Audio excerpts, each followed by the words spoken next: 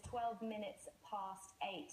A group of NHS patients and staff have come together to put pressure on the government over the future of the National Health Service.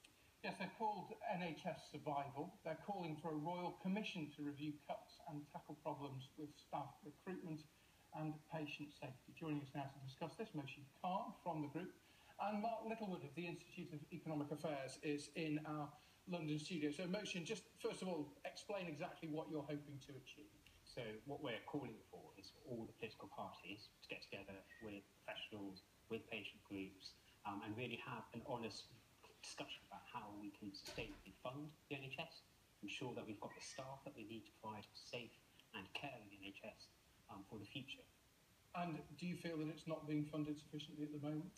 What our concerns are is that in the future, there's massive funding shortfalls that need to be accounted for. By 2020, we need £30 billion more in the NHS, we need £8 billion more for social care, and there needs to be clear commitments as to how we're going to fund that, and all three parties really need to get together, all four parties need to get together and plan for the long term how we're going to achieve that. And looking at this, it looks like you want to create a royal commission. Can you explain what you mean by that?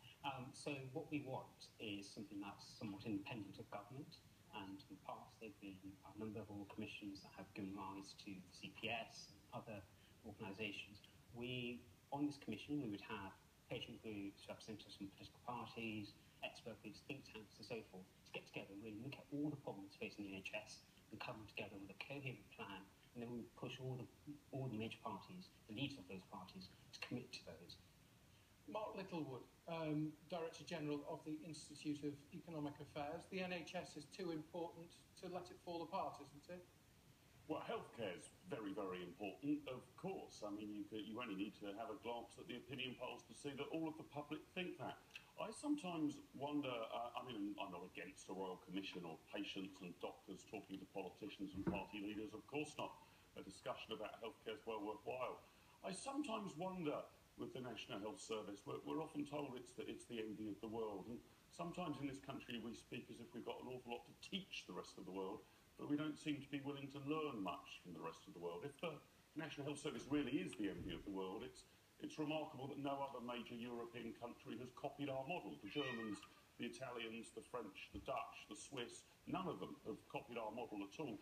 And I hope that we can perhaps look across the English Channel to how healthcare is provided in the rest of Western Europe to actually learn some lessons from them, because it does seem that the National Health Service, despite the fact that more and more money is being thrown at it, it's one of the rare areas of government activity in recent years that has seen funding go up in real terms, does seem to be almost in a permanent state of apparent crisis. We're always told there's a crisis in the National Health Service. So what can we learn from the French, the Dutch and the Germans, who actually have a rather more marketised system of healthcare than we have in the UK, in order to make sure that we aren't always at panic stations and crisis levels in our own national healthcare system in Britain? But Mark, wouldn't a market-driven system push the prices of healthcare up? I mean, you only have to look at America, for example. America, a disastrous system. I wouldn't suggest that we copy that at all. And I think too often in healthcare debates in Britain, we sort of assume that there's a binary choice. We either have to have the National Health Service exactly as it is, or we have to adopt the US system exactly as it is. I actually think the NHS exactly as it is and the US system exactly as it is are two of the worst systems we could adopt. There's a myriad of different funding models in other Western countries, and I think we could learn a lot from them.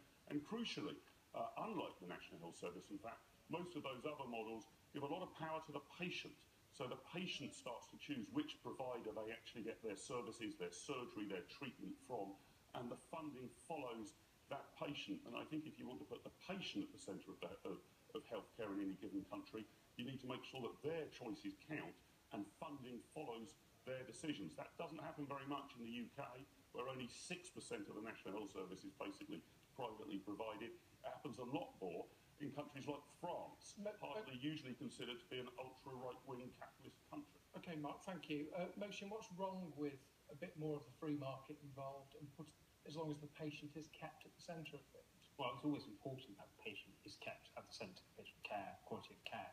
I suppose what we're looking for is not to lay out a prescription to say this is the best thing for the NHS and we know this and just impose that. We want cross-party discussion about this with experts where we can look at examples around the world, and come to a nice, clear consensus for the future. So we want some stability as well. I think our patients also want that too. So far, your group's only got 20 members. Do you sense that? That's the 20 executive members. Okay. They're made up of patient representatives, nurses, doctors, sort of a whole range of political parties as well as none. But we're going live today, and we're looking to be funded by members of the public, so they can go on and donate. And at the moment, it's just in the planning phase, but it's going live today at 8 p.m. Okay. Mohsin Khan from NHS Survival and Mark Littlewood of the Institute of Economic Affairs. Thank you both very much. Thank you very much. Thank you. The time